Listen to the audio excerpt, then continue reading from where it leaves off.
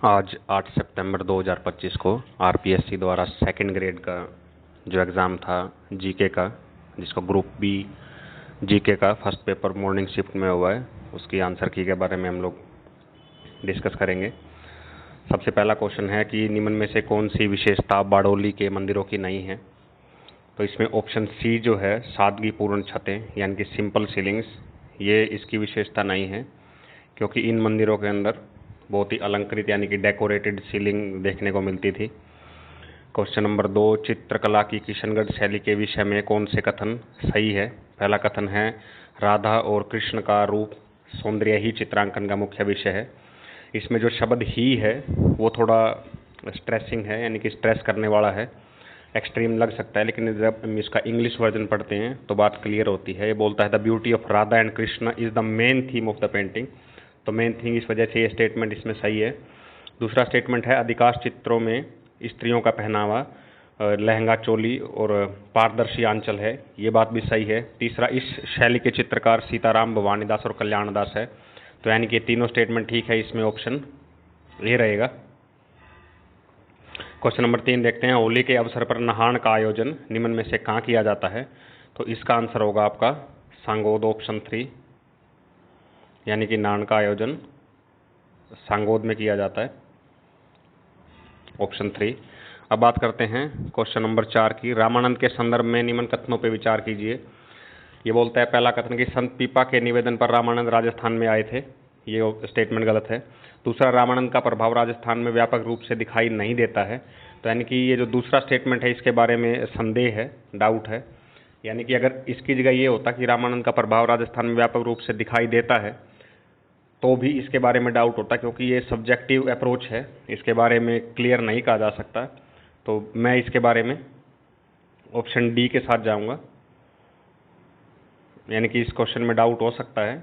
ये सिर्फ उन 4-5 क्वेश्चंस में से एक है जो आरपीएससी की इंटरप्रिटेशन के ऊपर निर्भर करता है कि वो इसको कैसे क्वेश्चन को देखती है। क्वेश्चन नंबर 5 देखते हैं, जो बोलता है कि जैसलमेर के लोक संगीत के प्रमुख रूप से कौन सा ख्याल गाया जाता है। तो इसमें महेंद्रारी ख्याल यानी कि मूमल और जो राजकुमार महेंद्र है उससे संबंधित ये है। क्वेश्चन नंबर 6 है, इसके अंदर कुछ ग्रंथ दिए गए और उनके लेखक के बारे में पूछा है, और पूछा है कि कौन सा ग्रंथ जो है वो उसके लेखक से मैच नहीं करता है। तो ऑप्शन नंबर 2 जो है वो मैच नहीं करता। बुद्धि विलास जो है वो बखतराम के द्वारा नहीं लिखा गया था। इसके अलावा राजकवि जो है कविमान का, भीम विलास कवि जदुनाथ और विजय विलास बिशन सिंह बारठ, ये सभी स्टेटमेंट ठीक है। क्वेश्चन नंबर 7, राजस्थान के राज्यपाल को पहचानना है जिसकी पदावधि में राष्ट्रपति शासन वापस लेने की उद्घोषणा 2 बार की गई थी। तो ये जो आपके जो है एम चन्ना रेड्डी थे, ऑप्शन 3 इसका आंसर है। क्वेश्चन 8, राजस्थान के राज्यपाल को पहचानिए जिनकी पदावधि में राष्ट्रपति शासन लगाने और हटाने की उद्घोषणा की गई थी, यानी कि जिनके राज्य शासन के दौरान प्रेसिडेंट रूल लगा था और वो उसको हटा लिया गया था। तो ये आपके रघुकुल तिलक है।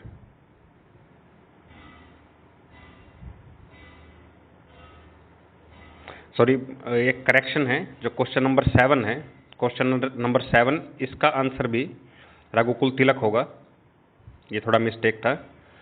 जो क्वेश्चन नंबर 7 है उसका आंसर भी रघुकुल तिलक होगा, यानी कि दोनों के दोनों जो क्वेश्चन है उनका आंसर रघुकुल तिलक ही आएगा। क्वेश्चन नंबर 9 जो है वो पूछता है कि दुकूल, अंशुक, वसन और चोल किस प्रकार के वस्त्र परिधान के प्रचलित नाम हैं, कि किस टाइप के ये कपड़ा है। तो ये आपकी साड़ी का टाइप है, क्वेश्चन ऑप्शन नंबर 1। क्वेश्चन 10 की तरफ चलते हैं, राजस्थान की पहली लोकतांत्रिक सरकार में शिक्षा विभाग का प्रभार निम्न में से किसके पास था, यानी कि पहले शिक्षा मंत्री के बारे में पूछा है। तो ये आपके रामकिशोर व्यास थे, ऑप्शन 2। क्वेश्चन नंबर 11, इन्होंने पूछा है कि मुख्यमंत्री और जो मुख्य सचिव है, चीफ मिनिस्टर और चीफ सेक्रेटरी, इनमें कौन मैच नहीं करता है। तो ये टीकाराम और SW शिवेश्वरकर, ये मैच नहीं करता है, ऑप्शन 3। क्वेश्चन नंबर 12 पूछता है मुख्यमंत्री या मंत्री के रूप में नियुक्त व्यक्ति के लिए निम्न में से कौन से कथन पर विचार कीजिए। पहला है कि इनमें अनुच्छेद 173 के अधीन अर्हताएं यानी कि क्वालिफिकेशन होनी चाहिए, ये बात बिल्कुल ठीक है। उसके बाद दूसरा है कि इसमें अनुच्छेद 190 के तहत निरर्थताएं नहीं होनी चाहिए, यानी कि 190 के तहत जो डिस्क्वालिफिकेशन है वो नहीं होनी चाहिए। तो दूसरी स्टेटमेंट है वो गलत है, क्योंकि जो 190 के तहत डिस्क्वालिफिकेशन नहीं, 190 जो आर्टिकल है वो बात करता है कि किस किस तरीके से एक व्यक्ति की सीट जा सकती है। 191 191 आर्टिकल के अंदर निरर्थता बताई गई है। तो इसके अंदर जो आपका ऑप्शन 1 होगा, यानी कि ऑप्शन 1 इज करेक्ट। प्रश्न संख्या 13। प्रश्न संख्या 13 बोलती है कि राजस्थान राज्य मानवाधिकार आयोग के बारे में त्रुटिपूर्ण कथन को बताना है। तो इसमें जो है ये होगा कि ये राजस्थानी भाषा में परिवेदन ग्रहण करता है, ये स्टेटमेंट गलत है, क्योंकि ये इसके राजस्थानी भाषा में ये में परिवेदन लेने संबंधी कोई भी प्रोविज़न इसमें नहीं है।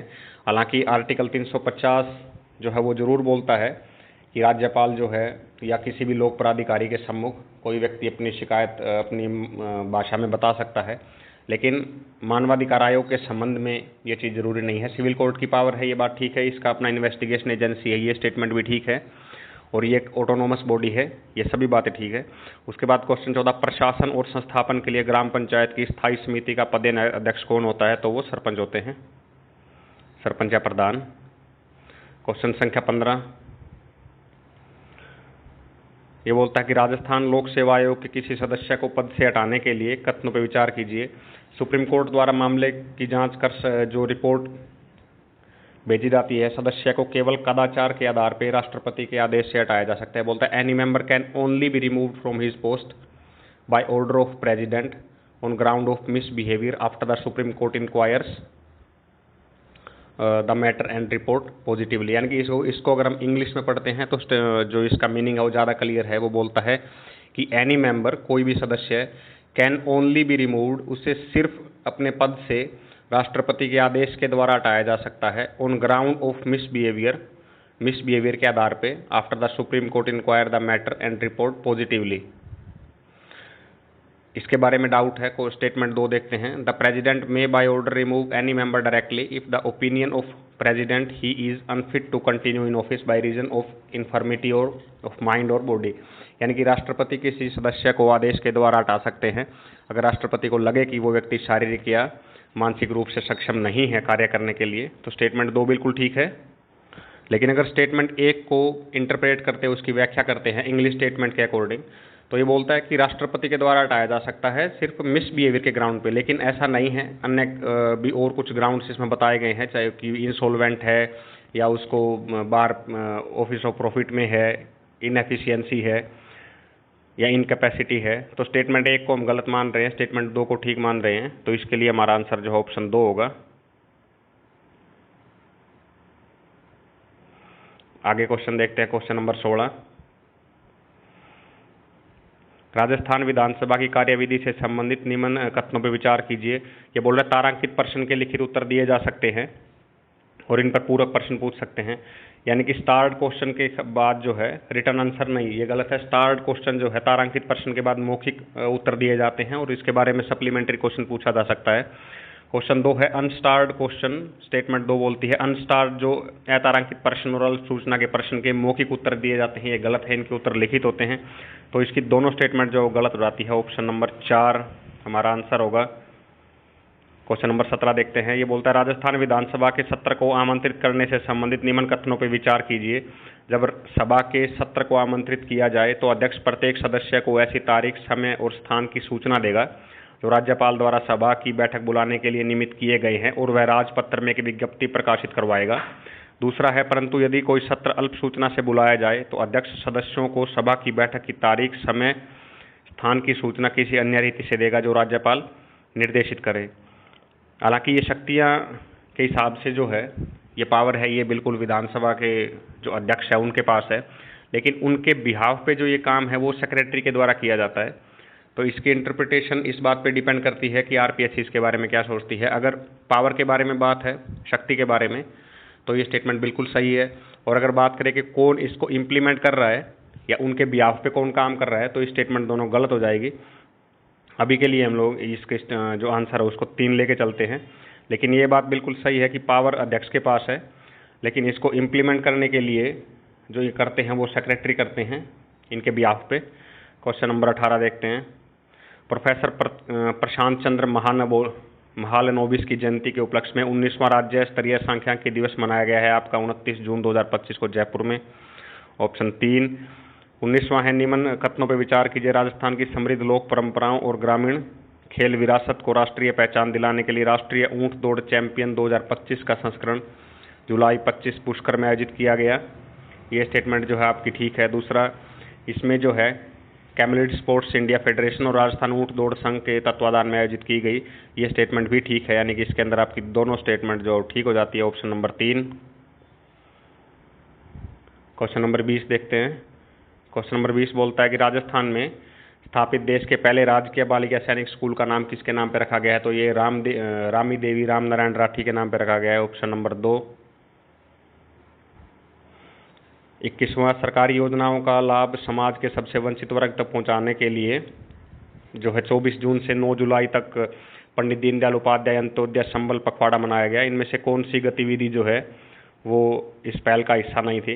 तो ये जो पखवाड़ा मनाया गया था इसलिए मनाया गया था ताकि जनता के पास जो है सरकारी योजनाओं की पहुंच मिल जाए। तो इसमें पशु टीकाकरण, सोयल हेल्थ कार्ड और जल कनेक्शन है, लेकिन कर्मचारियों के मामलों का निपटारा नहीं है। ये एडमिनिस्ट्रेशन का पार्ट है, ये जो है जन कल्याण से संबंधित नहीं है। क्वेश्चन नंबर 22 देखते हैं। क्वेश्चन नंबर 22 बोलता है रामाश्रय अवार्ड के बारे में निम्न कथनों पर विचार कीजिए। सरकार ने इसी वर्ष जो है रामाश्रय अवार्ड बनाए हैं। इसका उद्देश्य जो है बुजुर्ग लोग हैं उनकी देखभाल के लिए जिला स्तर पे हॉस्पिटल के अंदर वार्ड बनाने हैं, जिसके अंदर 10 वार्ड होंगे, यानी कि 5 मेल और 5 फीमेल के लिए इसमें पर्दे लगे होंगे। और ये 14 मार्च 2024 से इसकी शुरुआत की गई थी। तो ये दोनों ऑप्शन करेक्ट है, यानी कि ऑप्शन नंबर 3 इसका सही होगा। क्वेश्चन नंबर 23 देखते हैं। क्वेश्चन नंबर 23 जो है गुर्जर समाज की ओबीसी एमबीसी की समीक्षा के लिए जून 25 में एक 3 सदस्यीय कैबिनेट कमेटी बनी है। इसके अंदर जो है जोराराम कुमावत नहीं है, अविनाश गहलोत, जवाहर सिंह बेडम और जोगाराम पटेल तीनों इसमें शामिल है। क्वेश्चन नंबर 24, 1 जुलाई से 10 जुलाई तक देहरादून में all India open competition NR events में राजस्थान के सुखवंत सिंह ने किस वर्ग में जो है वो द्वितीय स्थान लिया है? तो ये उन्होंने जो है 10 metre air pistol deaf man individual में लिया है। उसके बाद क्वेश्चन नंबर 25, जून 25 में सहकारिता विभाग द्वारा राजस्थान में जो है पहली बाइक ऑन रेंट सेवा को ऑप राइड का शुरुआत की गई है जयपुर में। Option number 1। Question 26, pro kabaddi league season के बारे में राजस्थान के खिलाड़ियों से संबंधित सवाल पूछे हैं। तो इसमें स्टेटमेंट 1 जो है उसके बारे में क्लैरिटी नहीं है, किसी सोर्स से नहीं पता कर पाए। लेकिन जो ऑप्शन 2 है, स्टेटमेंट 2 बिल्कुल गलत है, क्योंकि जो सचिन तंवर है इनको शायद पुणे की टीम ने खरीदा है, राजस्थान में ये नहीं है। तो इसका या तो ऑप्शन 1 रहेगा या 4। तो मैं ऑप्शन 4 के साथ जा रहा हूँ, ना तो 1 ना तो 2। लेकिन ये बात क्लियर है कि स्टेटमेंट 2 बिल्कुल गलत है। क्वेश्चन नंबर 27, इसने पूछ रहे हैं कि कौन सा जो महासागर है उसकी बॉडी किस सागर से नहीं लगती? तो इसके अंदर जो है ऑप्शन 3 आएगा, अटलांटिक सागर की बेरिंग सागर से नहीं लगती, क्योंकि जो बेरिंग सी है ये आपका प्रशांत महासागर का और जापान और अलास्का के पास लगते एरिया में है। क्वेश्चन नंबर 28, राजस्थान की शाहनूर अली की उपलब्धि के बारे में पूछा है कि उन्होंने अंडर 12 में राष्ट्रीय तलवारबाजी चैंपियनशिप में स्वर्ण पदक जीता। ये स्टेटमेंट ठीक है। और दूसरा है कि उन्होंने 5 से 7 जुलाई तक महाराष्ट्र के नासिक में प्रतियोगिता थी, और ये जो प्रतियोगिता है ये जुलाई में ना होके ये शायद जून में आयोजित की गई थी। तो इसकी स्टेटमेंट जो है आपका ऑप्शन 1 रहेगा। क्वेश्चन नंबर 29 देखते हैं। क्वेश्चन नंबर 29 पूछता है डोलड्रम्स के बारे में कि डोलड्रम किस अक्षांश के बीच पाया जाए। तो डोलड्रम जो है वो ऐसी पेटियां हैं जहाँ पे ITCZ हो, इंटर ट्रॉपिकल कन्वर्जेंस जोन, जहाँ पे उत्तरी गोलार्ध और दक्षिण गोलार्ध से आके भूमध्य रेखा पे हवाएं मिलती है। ये आपका 5 डिग्री उत्तर से 5 डिग्री दक्षिण के बीच में होता है, इक्वेटर के 5 डिग्री उत्तर और 5 डिग्री साउथ में। उसके बाद क्वेश्चन नंबर 30, बर्टलैंड रिपोर्ट 1987 में प्रकाशित हुई, बिल्कुल सही है। एजेंडा 21 रियो शिखर सम्मेलन से है, रियो अर्थ समिट, जिसके अंदर जो है आपका सस्टेनेबल डेवलपमेंट के बारे में बात की गई थी। स्टेटमेंट 2 ठीक है। और स्टॉकहोम की मुख्य थीम जो है सतत विकास थी, बिल्कुल। जो स्टॉकहोम कॉन्फ्रेंस थी उसके अंदर ओवरऑल डेवलपमेंट, पोल्यूशन, इनइक्वालिटी और एनवायरनमेंट डिग्रेडेशन के बारे में बात की गई थी। तो इसकी तीनों स्टेटमेंट ठीक है, स्टेटमेंट 1, 2 एंड 3। 31 देखते हैं। ये बोल रहा है कि उन देशों 2025 के अनुसार जो पॉपुलेशन है डिक्रीजिंग ऑर्डर में इसको सेट करना है। तो डिक्रीजिंग ऑर्डर में सेट करने के लिए जो आपका सबसे पहला होगा इंडोनेशिया, और इंडोनेशिया के बाद फिर ये पाकिस्तान भूख, और तीसरा इसके बाद है ये नाइजीरिया। क्वेश्चन नंबर 32, कुछ प्लेटो दिए हैं कि कौन सा प्लेटो कहाँ है। किम्बरले ऑस्ट्रेलिया में है, बोलीविया साउथ अमेरिका में है, कटंगा अफ्रीका में है, और तासीली जो है ये भी आपका अफ्रीका में है, यानी कि ये नॉर्थ ईस्ट अफ्रीका में है, ये एशिया में नहीं है। 32 ये अक्टूबर और नवंबर में तमिलनाडु तट पर वर्षा होती है। तो इसमें वर्षा का मुख्य कारण जो है वो उत्तर पूर्वी लौटते मानसून की वजह से होती है। पहला स्टेटमेंट इसलिए गलत है क्योंकि दक्षिण पूर्वी व्यापारिक पवनें नहीं होती, ये लौटता मानसून है। दूसरा, पश्चिमी अवदाब वेस्टर्न जो आपका डिप्रेशन है उसका कारण तो भारत के जो राजस्थान, पंजाब, हरियाणा, कश्मीर इन क्षेत्रों में बारिश होती है, ये भी गलत है।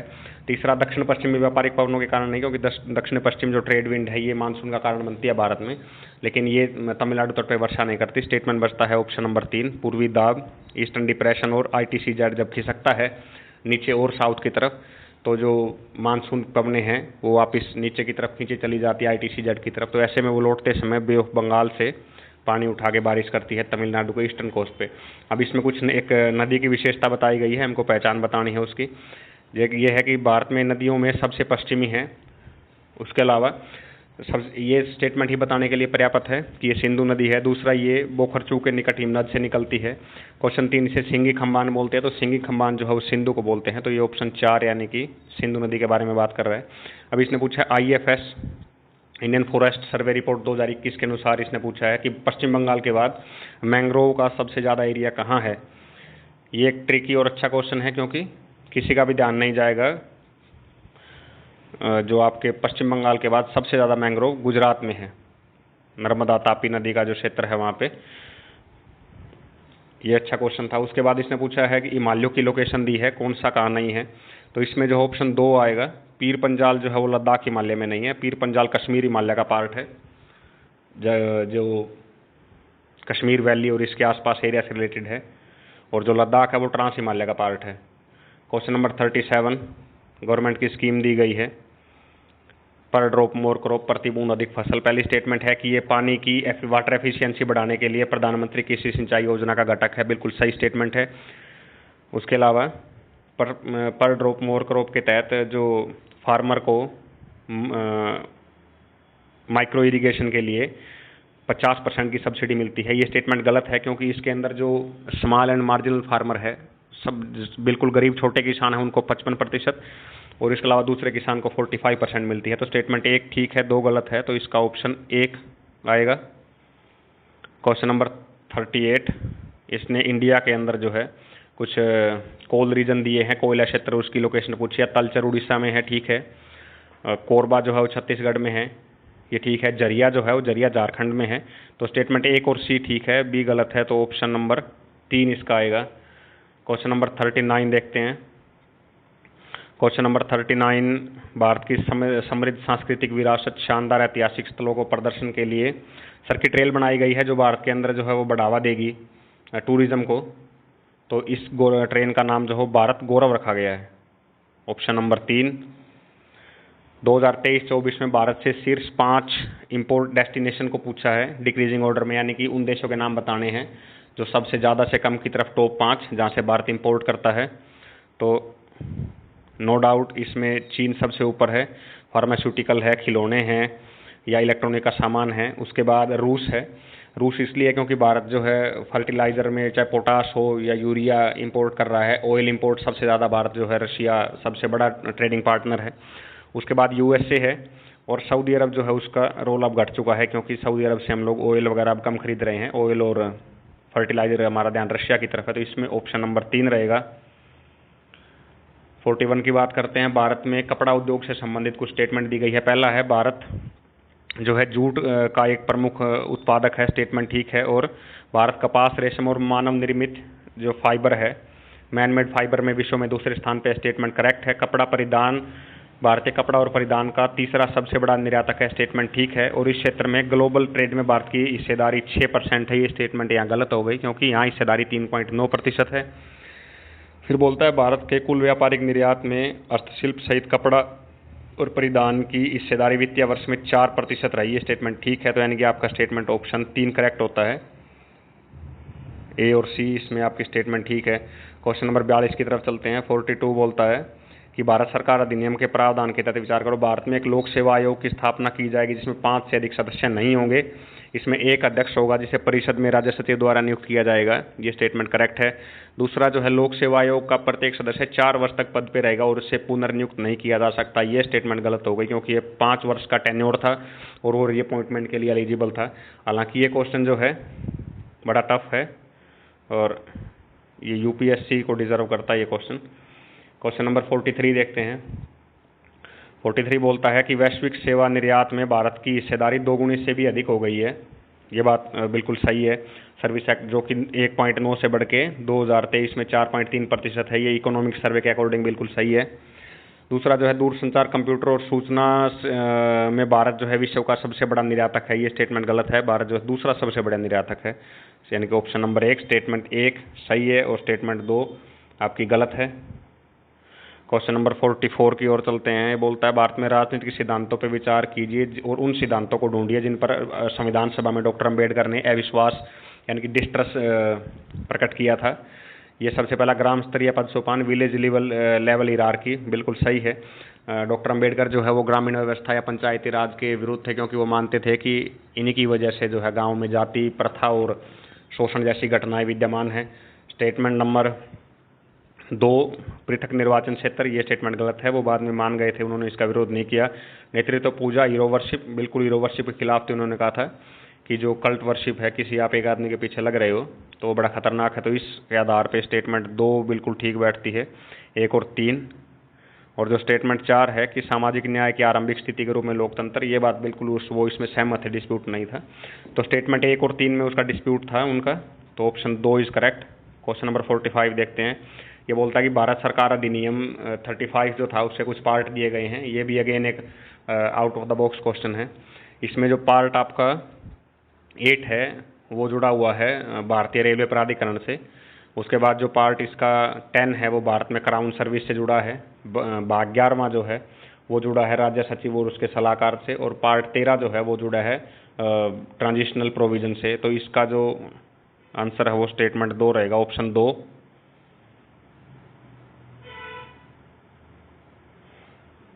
अब देखते हैं क्वेश्चन नंबर 46। यह बोलता है कि भारत के आर्टिकल 15 के संबंध में निम्न कथनों पर विचार कीजिए। ये जो क्वेश्चन है फिर से कंट्रोवर्सी को लेके है। इसमें आर्टिकल 15(1) के तहत कहा गया है कि राज्य और व्यक्तियों को केवल धर्म, मूलवंश, लिंग, जाति या जन्म के आधार पर भेदभाव करने से रोकता है। तो जो आर्टिकल 15(a) ओरिजिनल है, अगर हम उसको पढ़ते हैं तो उसमें राज्य का जिक्र है और ये चारों ग्राउंड दिए गए हैं, चारों पांचों, लेकिन व्यक्ति का जिक्र उसमें नहीं है। तो इस इंटरप्रिटेशन से मैं इसको गलत मान रहा हूँ। ये सही हो भी सकता है और नहीं भी, लेकिन मूल जो आर्टिकल है उसमें व्यक्ति का जिक्र नहीं है। दूसरा है कि 15(5) के तहत 93वां संविधान संशोधन से 2006 द्वारा जोड़ा गया जो राज्य द्वारा सहायता सभी निजी शिक्षण संस्थान के प्रवेश से संबंधित प्रावधान है। तो ये जो 93rd अमेंडमेंट एक्ट है ये 2005 में आया है, ना कि 2006 में। तो इस हिसाब से दोनों स्टेटमेंट करेक्ट गलत हो जाती है। अब आरपीएससी इसको कैसे इंटरप्रेट करती है पता नहीं। तो यानी कि पहली स्टेटमेंट में तो व्यक्तियों का जिक्र नहीं है और दूसरे के अंदर जो है वो अमेंडमेंट एक्ट 2005 में आया है, ना कि 2006 में। बाकी देखते हैं कि ऊँट किस करवट बैठता है। 47 देखते हैं कि किस वाद में सुप्रीम कोर्ट ने जो भारत की उद्देशिका है संविधान का प्रीएम्बल है उसमें समाजवादी शब्द को लेकर ये माना कि इससे न्यायालयों को उद्योगों के राष्ट्रीयकरण और राज्य स्वामित्व के पक्ष में अधिक से अधिक झुकाव देखने में मदद मिलेगी। यानी कि जो preamble of the constitution of India might enable the court to lean more in favour of nationalisation and state ownership of industry. ये देखने को मिला है आपका Excel Wear versus union of India 1979 में। इसके अंदर जो है वो चैलेंज किया गया था आर्टिकल 19(1) के तहत, यानी कि right to freedom to work, यानी कि कार्य करने की आज़ादी का अधिकार है। व्यक्ति कोई भी किसी भी तरीके का व्यवसाय कर सकता है, राइट टू प्रोफेशन। 48 भारत के संविधान के अनुच्छेद के तहत संसद ने ग्रेचुटी भुगतान अधिनियम पारित किया है 1972। इसमें आपका रहेगा ऑप्शन नंबर 2, यानी कि आर्टिकल 41 के तहत है, जो बोलता है कि ओल्ड एज, सिकनेस, अनएम्प्लॉयमेंट की स्थिति में जो राज्य है वो कल्याण के लिए कुछ प्रावधान कर सकता है। 49 राष्ट्रपति चुनाव 2022 में किस राज्य या यूटी की विधानसभा के प्रत्येक सदस्य का मत मूल्य न्यूनतम था? तो इसका आंसर आएगा सिक्किम। इसका मूल्य सिर्फ 7 था और उससे ज़्यादा जो है वो आपका पुडुचेरी का है, वो 16 था। क्वेश्चन नंबर 50 देखते हैं। भारत की दूसरी प्रभुत्वकारी दल प्रणाली की संकल्पना की प्रतिपादन किसने किया है? ये आपका सुहास पलशीकर ने किया है। ये इन्होंने जो है अभी वर्तमान बीजेपी की जो डोमिनेंस रही है उसको लेके उन्होंने अपनी पुस्तक में इसका कमेंट किया। भारत के सुप्रीम कोर्ट ने निम्न में से किसमें यह उद्धृत किया था कि राष्ट्रीय ध्वज को सम्मान और गरिमा के साथ स्वतंत्र रूप से फहराना भारत के संविधान के अनुच्छेद 51A के तहत कर्तव्य के अनुरूप है? ये बात सुप्रीम कोर्ट ने union of India versus Naveen Jindal 2004 case में कही। तो नवीन जिंदल उस व्यक्ति के रूप में फेमस है जिसने हर आम आदमी को झंडा फहराने का अधिकार दिलवाया। क्वेश्चन नंबर 52, निम्न में से विद्वानों में से किसने जवाहरलाल नेहरू की विदेश नीति को वेस्टफेलिया प्लस गुट निरपेक्षता के रूप में संबोधित किया है? तो ये आपके सी राजा मोहन है। ऑप्शन नंबर 2, किस साल में भारत ने लुक ईस्ट पॉलिसी का नाम एक्ट ईस्ट कर दिया था? ये 2014 में है, नरेंद्र मोदी के द्वारा प्रधानमंत्री बनते उसी साल में। उसके बाद क्वेश्चन नंबर 54, भारत ने यूएन के संपोषित विकास एजेंडा 2030 को सितंबर 2015 में यूएन जनरल असेंबली के सम्मेलन में ग्रहण किया था। ये स्टेटमेंट ठीक है। 17 संपोषीय विकास उद्देश्य 169 लक्ष्य इस एजेंडा का हिस्सा है। ये बात बिल्कुल ठीक है, स्टेटमेंट सही है। दूसरा, खुशी से रहें यानी कि लिव विद हैप्पीनेस, ये इसका उद्देश्य है। ये गलत है क्योंकि इसका मुख्य उद्देश्य है लीव नो वन बिहाइंड, यानी कि एक भी आदमी पीछे ना छूटे। तो इसलिए आज से अपना आंसर बनता है ऑप्शन नंबर 3, यानी कि स्टेटमेंट 1 और 2 ठीक है। क्वेश्चन नंबर 55 जो बोल रहा है श्रमिकों में सक्रिय ट्रेड यूनियन को पहचानिए जो लाजपत राय की अध्यक्षता में बनाई गई थी। यह थी आपकी all India trade union Congress. Option number 2। Question number 56 देखते हैं। निम्न में से कौन सा संस्थान विश्व बैंक समूह का हिस्सा नहीं है? MIGA ये भी है, IDA बिल्कुल ये भी है, IFC ये भी है, इंटरनेशनल ICSTD ये नहीं है। ये आपका WTO का हिस्सा है जो अभी सस्पेंड चल रहा है, इसके मेंबरों की नियुक्ति नहीं की गई है। क्वेश्चन नंबर 57, सांस्कृतिक वैश्वीकरण से संबंधित निम्नलिखित कथनों पर विचार करना है। सांस्कृतिक वैश्वीकरण वह प्रक्रिया है जिसके तहत विश्व के एक हिस्से में उत्पादित सूचनाएं, वस्तुएं, छवियां वैश्विक प्रवाह में प्रवेश करती हैं जो राष्ट्र, क्षेत्रों और व्यक्तियों के बीच सांस्कृतिक मतभेदों को समतल करती है। ये स्टेटमेंट बिल्कुल सही है। दूसरा, हालांकि सांस्कृतिक वैश्वीकरण एक जटिल प्रक्रिया है जो समरूपता और सांस्कृतिक समतलीकरण या ध्रुवीकरण विविधता दोनों उत्पन्न करती है। बिल्कुल सही है क्योंकि इसके प्लस और माइनस जो है दोनों इम्पल्स क्रिएट करती है ये सोसाइटी में और ग्लोबल में लेवल पर।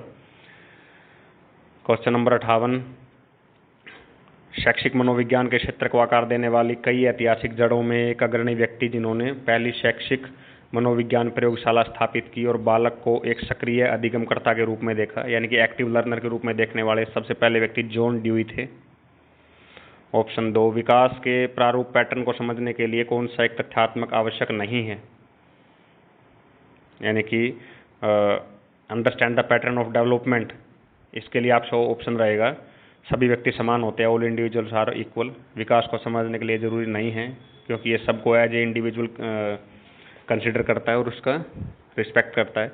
पियाजे का विकास सिद्धांत की इस अवस्था में विद्यार्थी भौतिक वास्तविकता के बिना न केवल संप्रत्य को समझते हैं बल्कि वे संभावना और असंभावना के विषय में एक चिंतन में भी सम्मिलित होते हैं। इसमें जो है आपका आंसर रहेगा फॉर्मल ऑपरेशनल, यानी कि ऑप्शन नंबर 4, औपचारिक क्रियात्मक, यानी कि वो अमूर्त चीज़ों को भी समझने लग जाते हैं जो उनके सामने नहीं है, विजुअलाइजेशन। क्वेश्चन नंबर 61, कैरोल के अनुसार एक शिक्षक को कक्षा में शैक्षिक मनोविज्ञान को व्यवहारिक रूप से कैसे लागू करना चाहिए? तो इसमें थोड़ा डाउट है लेकिन फिर भी मैं ऑप्शन नंबर 3 की तरफ जा रहा हूँ। 2 और 3 में डाउट है लेकिन ऑप्शन 3 जो है वो ज़्यादा उपयुक्त लग रहा है इम्प्लीकेशंस के हिसाब से, कैसे उसका अप्लाई कर सकते हैं। क्वेश्चन नंबर 62, शिक्षण के स्तर के आधार पर निम्न में से अधिगम का सबसे सरल प्रकार कौन है? तो ये है आपका मेमोरी लेवल लर्निंग, जो आपको याद है बस वही स्मृति स्तर अधिगम। हार्दिक को गणितीय अवधारणा का ज्ञान है जो उसे फिजिक्स सीखने में मदद कर रहा है। सीखने के इस जो ट्रांसफ़र है लर्निंग का, इसको किस सिद्धांत के द्वारा समझा, इसको समझ सकते हैं थ्योरी ऑफ आइडेंटिकल एलिमेंट्स, यानी कि समान अवयव तत्वों का सिद्धांत जो दोनों में कॉमन है, वो आपको चीज़ें समझने में हेल्प करता है। 64, निम्न में से कौन सा कथन रचनावादी शिक्षण अधिगम प्रक्रिया से संबंधित नहीं है। पहला अनुदेशन का मुख्य उद्देश्य है, संप्रत्य निर्माण है यानी कि कंसेप्ट फॉर्मेशन है। सीखना एक रचनात्मक गतिविधि है जो छात्रों को क्रियान्वित करता है। बिल्कुल। रचनावाद शिक्षक केंद्रित प्रक्रिया है, ये गलत है क्योंकि जो है शिक्षक केंद्रित नहीं है, जो सीखने वाला है उसको केंद्र में रखता है। ऑप्शन 3 इसका सही होगा। नैतिक विकास के क्षेत्र सिद्धांत के अनुसार व्यवहार को नियंत्रित करने और सामाजिक व्यवस्था बनाए रखने के लिए सामाजिक सहमति द्वारा स्थापित परंपरागत नियमों को क्या कहा जाता है? इनको कहा जाता है कन्वेंशनल रीजनिंग यानी कि परंपरागत तर्क जो दिए गए हैं। Option number 2। क्वेश्चन नंबर 66 देखते हैं। ये बोलता है कुछ परीक्षण किए गए हैं जो साइकोलॉजी के क्षेत्र में होते हैं, इसको लेके बताना है। सबसे पहला है 16 PF पर्सनैलिटी जो है टेस्ट है, क्वेश्चनर ये पर्सनैलिटी फैक्टर क्वेश्चनर ये दिया है आपका कैटल ने 1 के साथ 3, तो ऐसा ऑप्शन आपका सिर्फ ऑप्शन नंबर 3 है। क्वेश्चन नंबर 67 बोलता है प्रवीण स्वभाव से बहुत आक्रामक था और बाद में लड़ाई करता था लोगों से, बाद में वह इससे दूर हो गया और एक अच्छा मुक्केबाज बन गया। इसको हम बोलते हैं सब्लिमेशन यानी कि उदात्तीकरण, सबलाइम फॉर्म, एकदम से बदलाव, बड़ा भारी बदलाव। निम्न में से कौन सा विकल्प ओलपोर्ट के द्वारा व्यक्तिगत शील गुणों को दर्शाता है? तो ये 3 शील गुण है, कार्डिनल, सेंट्रल एंड सेकेंडरी, केंद्रीय गुण और कार्डिनल।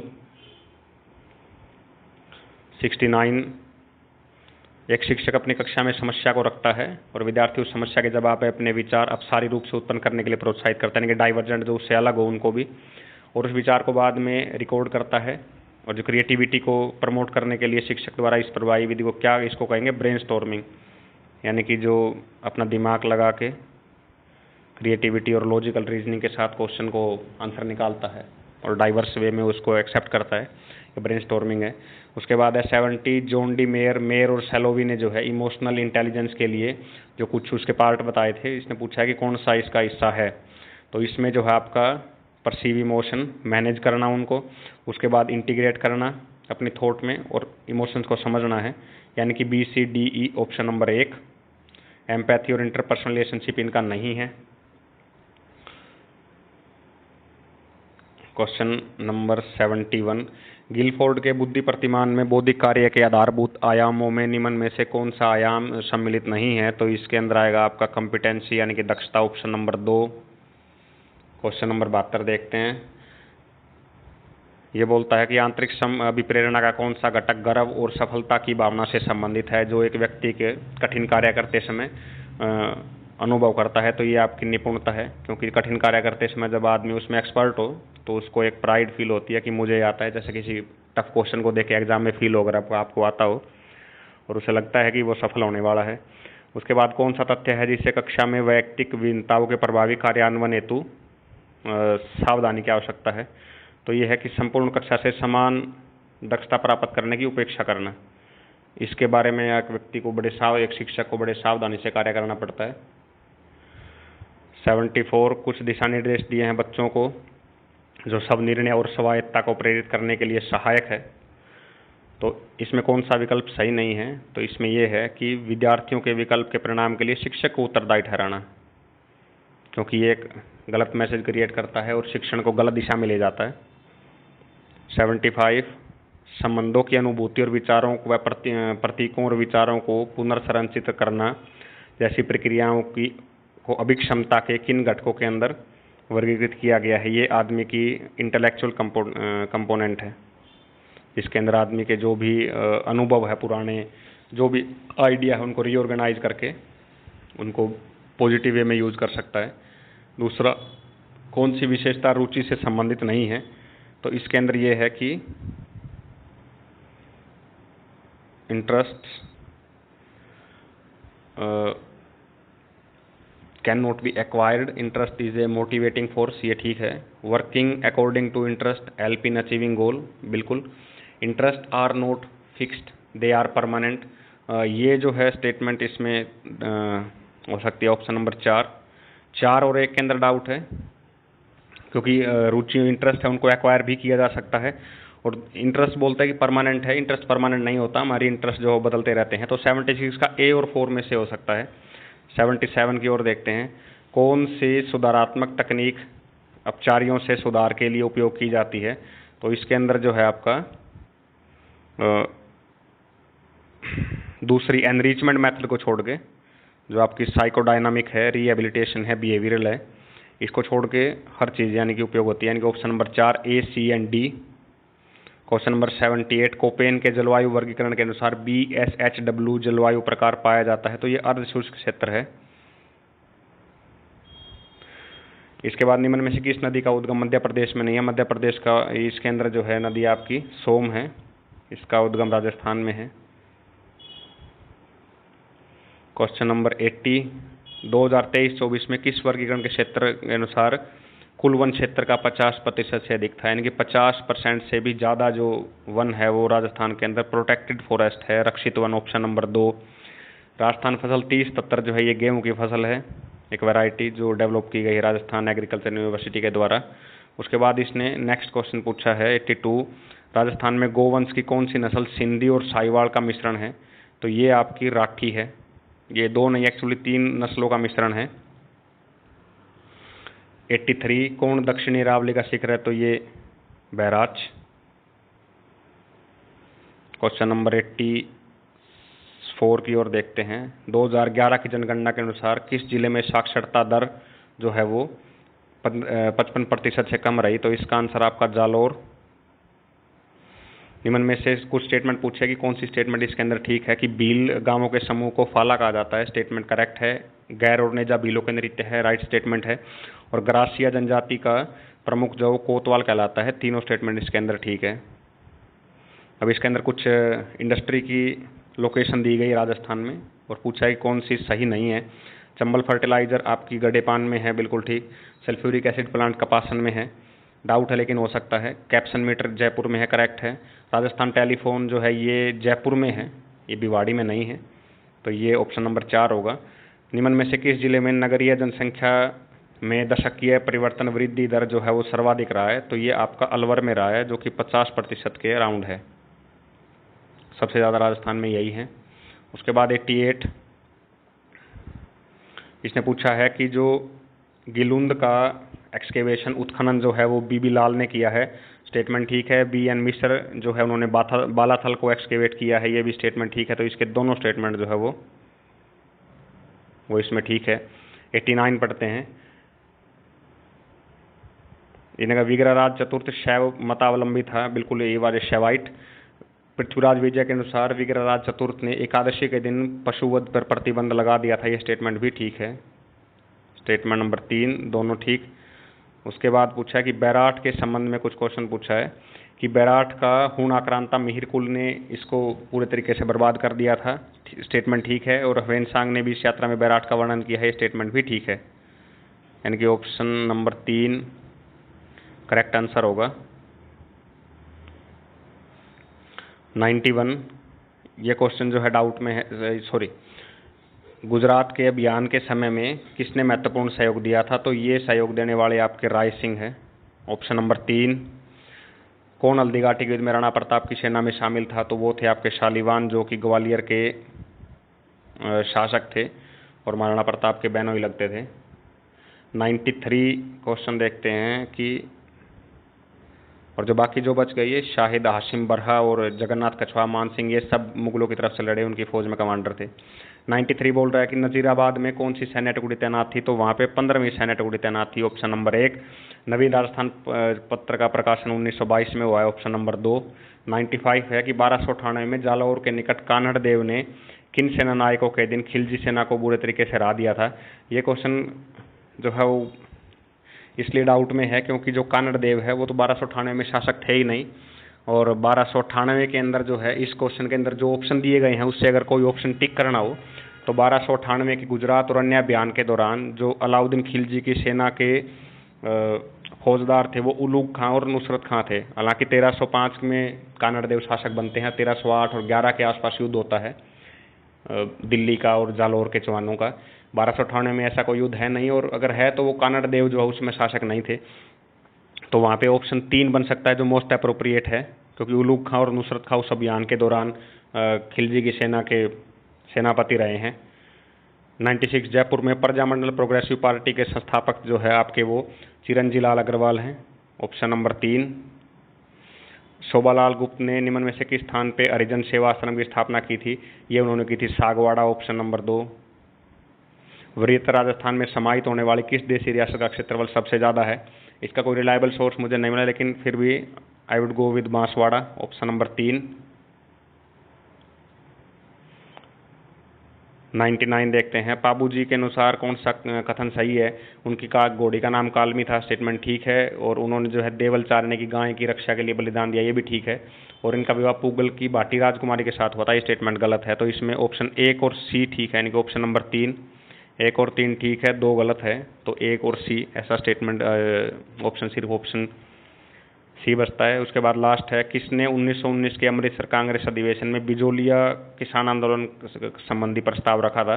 वो लोकमान्य तिलक थे, क्योंकि लोकमान्य तिलक ने जो है बिजोलिया आंदोलन को समर्थन दिया था। तो ये क्वेश्चन था।